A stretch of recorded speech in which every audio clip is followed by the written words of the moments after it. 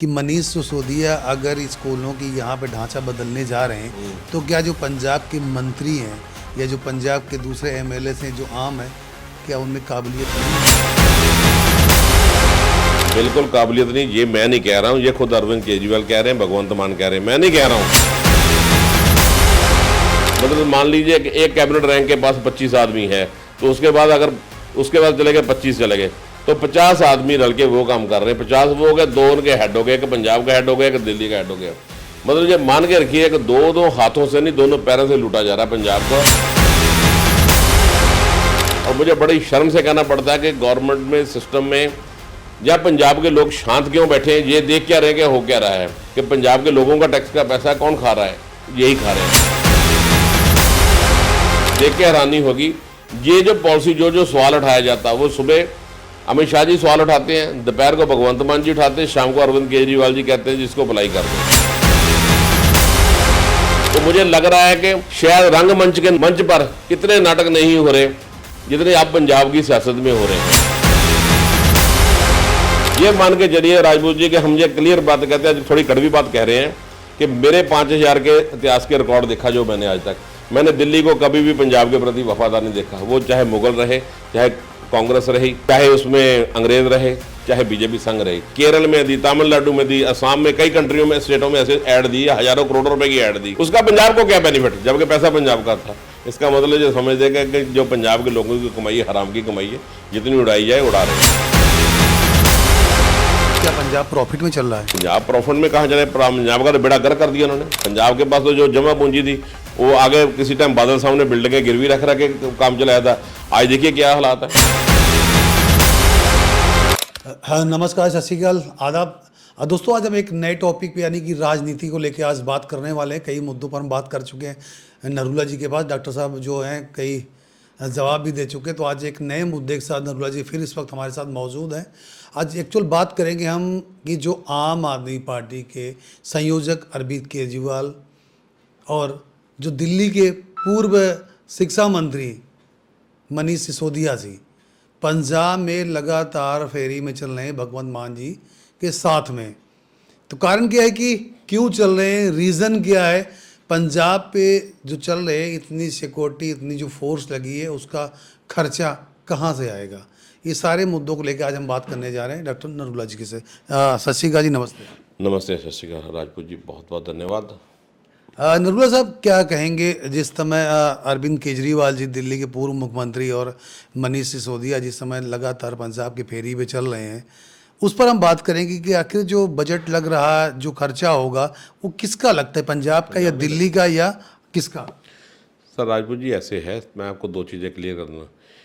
पंजाब को लकी मानिए या अनलकी मानिए, पंजाब में इस समय 2 सीएम है, एक सीएम है, एक सुपर सीएम है, उसमें कोई 2 राय नहीं है। और खर्चा पंजाब की जनता उठा रही है। आपने अकेली बात की है मनीष सिसोदिया साहब की कि जो दिल्ली के शिक्षा मंत्री है, अभी पंजाब को वो मॉडल देने आने हैं।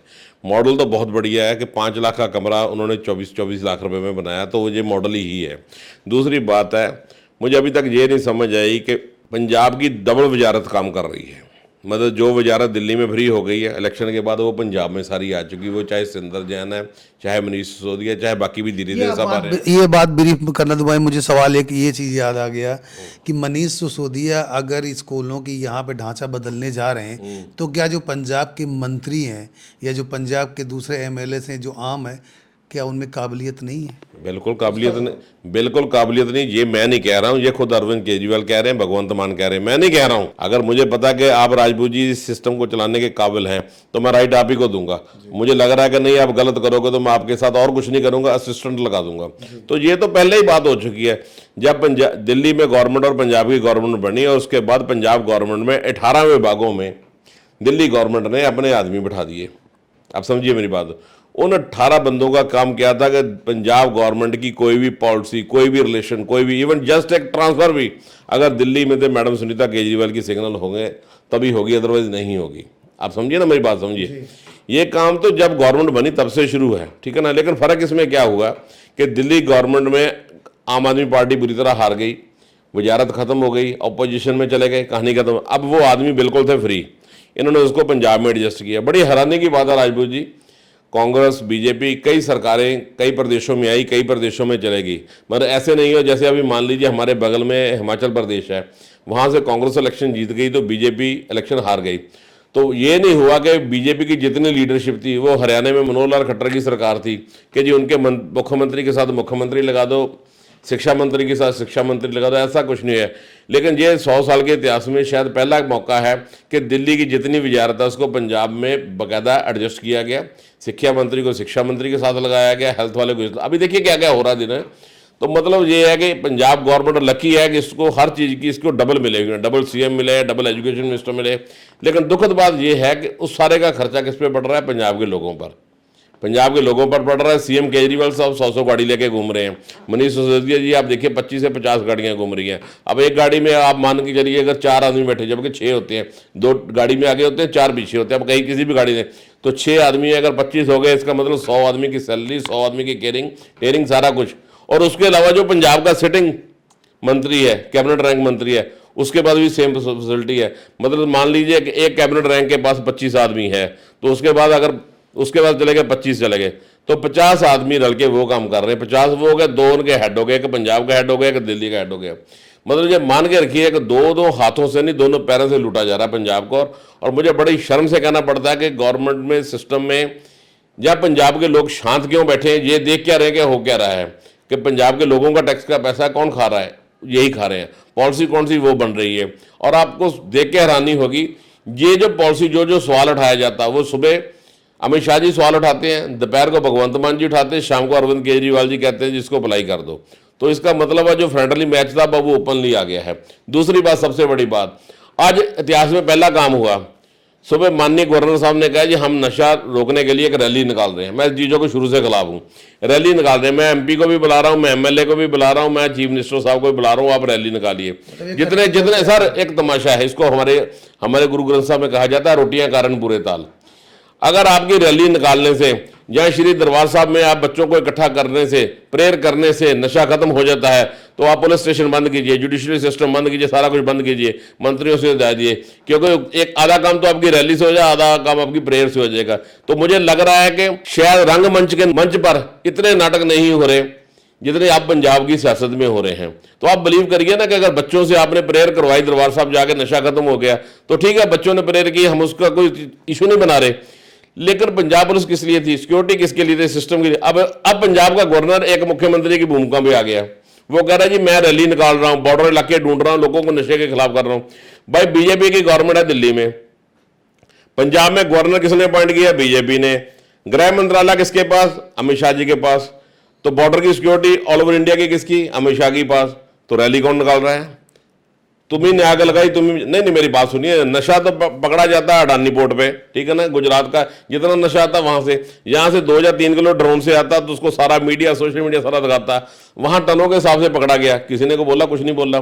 तो ये पंजाब की बदकिस्मती है कि पंजाब में जब भी अटैक हुआ, वो चाहे दरा खैबर से हुआ, चाहे अफगानिस्तान से हुआ, चाहे इधर से हुआ, ये मान के चलिए राजपूत जी कि हम ये क्लियर बात कहते हैं, थोड़ी कड़वी बात कह रहे हैं कि मेरे 5000 के इतिहास के रिकॉर्ड देखा जो मैंने आज तक, मैंने दिल्ली को कभी भी पंजाब के प्रति वफादार नहीं देखा। वो चाहे मुगल रहे, चाहे कांग्रेस रही, चाहे उसमें अंग्रेज रहे, चाहे बीजेपी संघ रही। आप निकाल के देखिए, कोई भी आदमी दिल्ली में जो भी तख्त पे बैठा है, चाहे 5000 का इतिहास निकाल के देखिए, वो पंजाब के लिए वफादार नहीं। ये बात जिस दिन पंजाबी आदमी को समझ आ गई ना, उस दिन समझ जाएगा। तो उसमें ये छोटा सा एपिसोड है कि जहाँ 100 आदमियों को काम है, वहाँ 200 आदमी रखे काम किए जा रहे।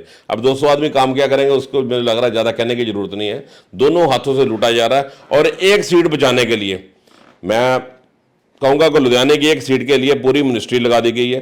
3-3 दिन सीएम जहां बैठा है, 3 दिन सुपर सीएम बैठा है, बाकी मिनिस्ट्री बैठी। मतलब एक गली में आने वाले दिनों में एक गली में आपको एक मंत्री मिलेगा, एक कैबिनेट मंत्री मिलेगा, एक गली में, एक घर में मिलेगा। तो मतलब इसलिए नहीं कि वो इलेक्शन उन्होंने जीतना है, इलेक्शन इसलिए जीतना है कि संजीव अरोड़ा जी जहां से जीत जाए, राज्यसभा की सीट खाली हो जाए, राज्यसभा सीट पर अरविंद केजरीवाल जी बैठ जाए, ताकि प्रोटोकॉल के हिसाब से उनको प्रोटेक्शन मिल सके। क्योंकि अगर वो राज्यसभा के मेंबर रहेंगे तो जेल तो जाना ही जाना तय है, पहले भी यात्रा कर चुके हैं, तो वो क्लियर कर चुके हैं कि भाई मतलब मुझे प्रोटेक्शन मिलेगी, मुझे प्रोटोकॉल से कुछ ना रिलीफ मिल जाएगा, दैट्स ऑल उससे। और इसके लिए पूरी पंजाब की सल्तनत, वजारत तो कहूँगा नहीं, शब्द सल्तनत आएगा, पूरी सल्तनत को एक विधानसभा हल्के पे लगा दिया गया है। सारी अफसरशाही को लगा दिया गया है। वो आदमी जो इनके यस मैन है वो चाहे किसी भी सिस्टम में वो आगे हैं, बाकी सब उठा दिए गए हैं। चाहे उसमें से बड़े से बड़ा होता था, मैं भी नाम लूंगा तो बड़ा इशू बन जाएगा, तो वो उठा दिया गया। अब मुझे ये बताइए कि एक आदमी करप्ट है जलंधर में, मान लीजिए वो आदमी को आपने ट्रांसफर कर दिया अमृतसर में, अमृतसर से आपने बठिंडा भेज दिया, भाई उसको ट्रांसफर कर रहे हैं, उसको ड्यूटी सर मेरी बात सुनिए, वो जलंधर में भी करप्ट था, वो अमृतसर में भी करप्ट है, वो लुधियाने में भी करप्ट है, वो बठिंडा में भी करप्ट है। तो उसकी साइड बदलने से क्या उसका डीएनए चेंज हो जाएगा? कुछ नहीं होगा। वो है कि उसको चेंज मिल जाएगा, जो ब्लड में होगा हो गई हो। सर वो एक आदमी आपसे मान लीजिए बिना रिश्वत लिए काम नहीं करता, आप उसको जलंधर बैठा दो, आप उसको राजपुरा बैठा दो, आप पटियाला बैठा दो, वो काम तो वही करेगा ना साइड चेंज होने से। तो ये कुछ नहीं है आईवाश है, इसके अलावा कुछ नहीं है। ये पंजाब की बदकिस्मती है कि पंजाब की सल्तनत अब दो राज कर रही है, एक दिल्ली वाली सल्तनत, एक पंजाब की जो थी सल्तनत। वो सल्तनत ही कहूँगा, मंत्रिमंडल नहीं कहूँगा। पंजाब फायदे में चल रहा, अगर इतना खर्चा चल रहा तो। नहीं, पंजाब सल्तनत चल गई है, खसम तो एक नहीं निपटाया जाता, दो खसम हो गए हैं, खसम तो एक नहीं निपटाया जाता। पंजाब तो प्रॉफिट में चल रहा है ना, तभी तो इतने खर्चे हो रहे हैं। नहीं प्रॉफिट में नहीं, लूट रहा है ना। जब लूट मचती है ना तो कोई 2 टीवी उठा के ले जाता, कोई 4 टीवी उठा के ले जाता। लूट में तो खरीदता तो कोई नहीं ना। तो अभी पंजाब में क्या पिछले 2-3 साल से लूट चल रही है।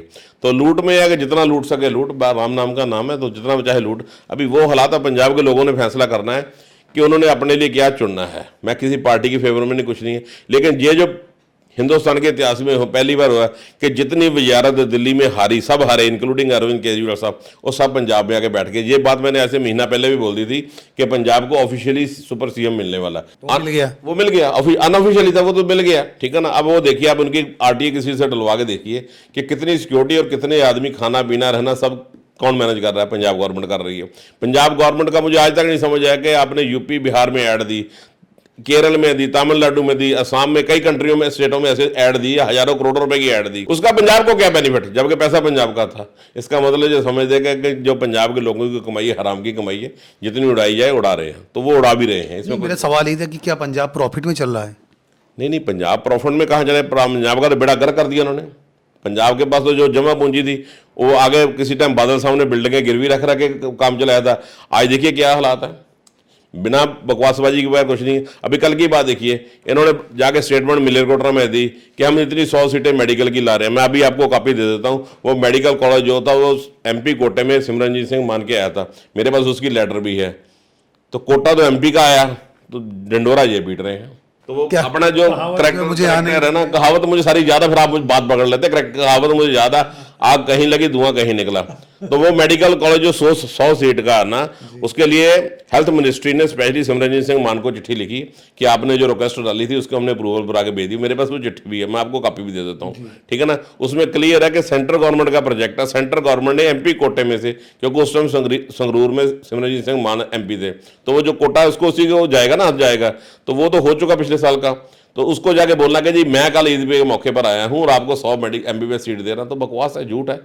और झूठ का तो हिसाब पूरा है। वो तो मैं पहले कहता था, पहले मैं कहता था कि बड़े मोदी साहब है कि छोटे मोदी साहब। बड़े मोदी साहब नरेंद्र मोदी जी को कहता था, छोटे मोदी साहब केजरीवाल साहब कहता। अब एक छोटे मोदी साहब और भी हो गए जो पंजाब के हैं। बिल्कुल, हाँ, ये थे डॉक्टर नरूला साहब। इन्होंने कई मुद्दों पर जवाब दिया। अब एक बात नहीं करते, अलग अलग मुद्दे उन्होंने उठाए और कई चीज़ों पर बात की। तो क्लोजिंग थी कि एक मेन बात पर रखे कि अरविंद केजरीवाल और जो मनीष सिसोदिया दो दिल्ली का से यहाँ पंजाब में फेरा लगा रहे, कहीं नहीं कहीं जो बोझ है वो पंजाब पर ही पड़ रहा है। उसमें आज है ना, आज से कुछ साल पहले पंजाब में कहावत थी, हमेशा अब्दाली आता था पंजाब लूटने, तो उसमें लोगों को कहा जाता था कि खाया पिया उसका, बाकी अमित शाह का। अब मैं बोलूंगा बीच वाली कार काट दी है कि जिसने खा लिया पी लिया वो उसी का, बाकी अमित शाह अब्दाली का।